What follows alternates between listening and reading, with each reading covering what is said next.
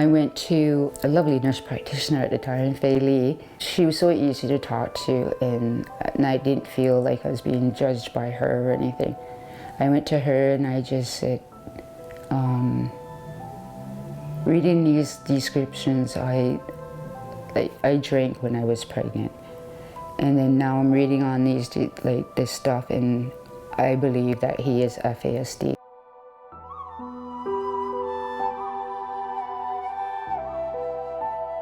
He went for his testing at St. Michael's, and when the diagnosis came, I was heartbroken. I was heartbroken because I just took I took his life. No moms plan on hurting their child, not one mother does. Most times, most women of childbearing years don't even know they're pregnant until after the fact. Some people, it's a very extended period of time, so they've had all that time to live life as they normally would have. So there is no shame in not having a planned pregnancy. So shame is not a word that should be associated, but it is.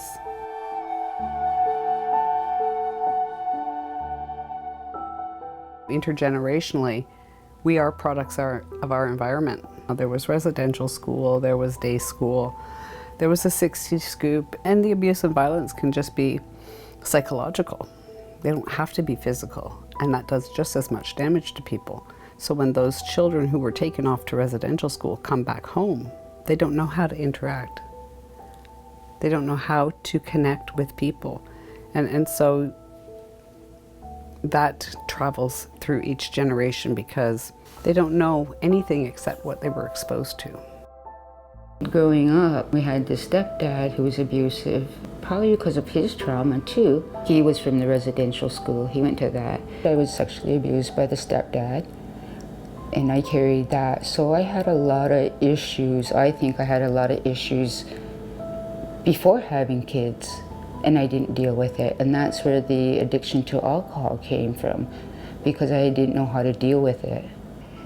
It was not helping me deal with trauma, my past, abuse, nothing. It was not helping me at all. I was just making it worse for myself. People say, well, why isn't your first child FASD? Well, he wasn't FASD because I had planned on him, and I had stopped drinking for that period. So I was able to stop. I just didn't plan on having a second child. And not knowing I was pregnant, I was drinking. And then when I finally found out I was pregnant, I stopped drinking. But it affected him. He would like to push my buttons all the time, like just to get a reaction from me. So there's been plenty of times like that. He was always trying to be my tail. He never listened to me. I would tell him to go inside, or when I was babysitting, tell him to go to bed. He never, ever listened. He would always do the complete opposite. There's no testing that can be done on it while you're pregnant, like everything else. So when he was born, I didn't think nothing of it. He was a typical baby. As he got older, he became a handful. I didn't want to admit that he was slow or he had brain damage, or I would put that wall up. I was even at the point to where my brother and my sister-in-law, they kept telling me, he should be doing this, he should be doing that. I would always say, who says that? The book? You know, why do we need to go by the book? So I guess I prolonged his help. In my mind, I thought, oh, he'll be okay, you know. He takes time, like even talking, he stutters and he didn't hardly talk and that. And I thought, okay, as he get older, he'll learn to talk. But he could have got help sooner. Oh, yeah. I need something bigger out there. Fair. That's not big? No.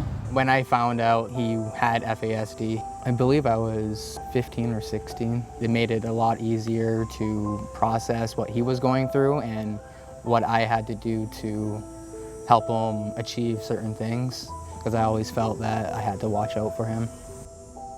I didn't want to say anything because CAS would be into my life, and I didn't want them in my life. The problems that people have when children are undiagnosed is that they don't want to say my child's different. B, they don't have any trust in the systems, the clinics, the doctors, because if they go there and they ask a question, what then if the CAS, which is another system, becomes involved? There's fear, so much fear, and for so many reasons. And just the really basic one is I don't want to have a child that's different. Because once I have a child that's different, that means something I thought or dreamt or felt or wished for my family might not come true, and with that is grief and sadness.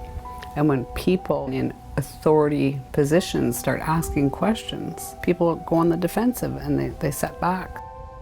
Now CAS is involved, they know that he has FASD, and then I had to jump through hoops just to get him back.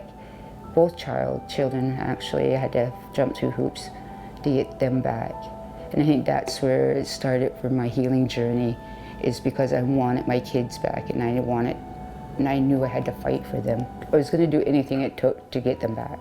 I started doing therapy and counseling sessions, trying to work through my guilt, embarrassment, shame. In the meantime, I don't feel I was supporting him at the time because I needed to get through my stuff. But as I got older, then I was able to support him mentally, emotionally. My mom made signs. Flush the toilet and stuff like that and wash your hands. The teeth, he just always didn't brush his teeth because he'd always forget. Every time we were driving together, I would ask him what the street signs were because he had a hard time reading and a hard time spelling. And I would ask him what it said and if he knew how to spell certain things, and if not, I would help him. Certain words I would get him to spell them out repeatedly and until he could get them right. It takes him a long time to understand things, so he's slow. He's sensitive to lights, sound, routine change. There can't be no routine change. You can't surprise him with anything. He needs to know everything that's happening. He has OCD, where he would know when something was moved in his room. Material stuff, he would like, it was the end of the world for him if his phone broke, if his toy broke.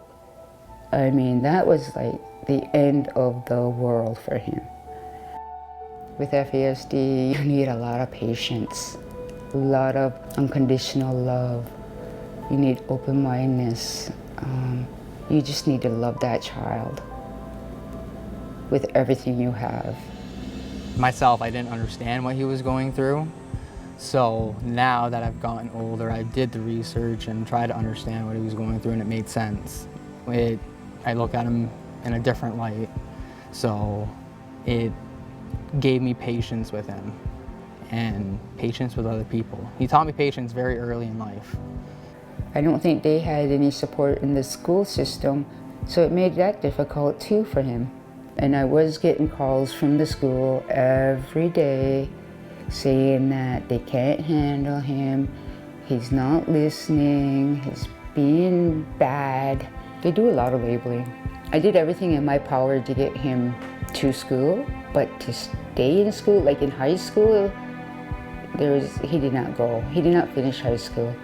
They had told him, I don't know if they had told him or if this is how he interpreted it, but he said, there's no point in going to high school. There's no point in, because I'm not going to graduate. I'm not going to get a certificate, a diploma.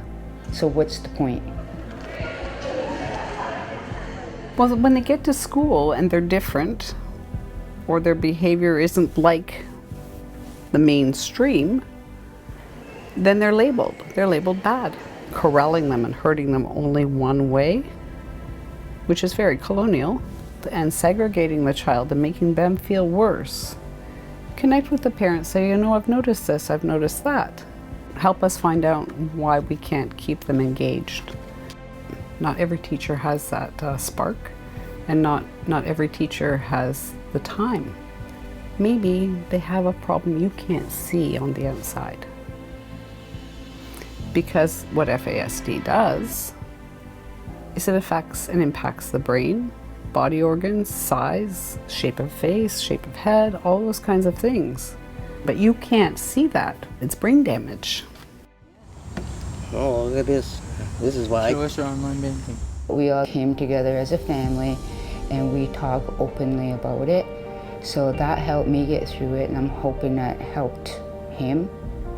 He does live on his own. He's lived on his own for a couple of years now. Maybe it's going on 3. But with a lot of support from me and my other son. And my son always said to me, "Mom, don't ever worry about him. I'll take care of him." That's my brother, and I'll always love him and protect him. He has a big heart, a very big heart. He accepts anyone into his life. He doesn't see the bad in anyone, and that's hard to do. He is my best friend. I tell him everything, and I think he tells me everything now, so. I'm really proud of my brother. He did get his license. That was a big achievement for him because of all the reading that he had to learn and the spelling he had to learn and make sure the signs, that he understood the signs. So I'm very proud of that. He did get his license. He just wanted to have them because he was told he would never have them. He wanted to prove them wrong, and he did. I'm proud of him to not feel that shame of having FASD, being diagnosed with it, that he's just okay with saying it to people. I've been here for over 20 years, and my goal is to help these ladies. It's scary to say my child has FASD. It can happen. It can happen to anyone. And not to be ashamed, because it's not going to help your child in the future. Everything that you do and choose to do now, it's going to help your child in the future. Does he still have signs today? Brush your teeth. No. I figure he's an adult, and if he doesn't brush his teeth, then that's his problem.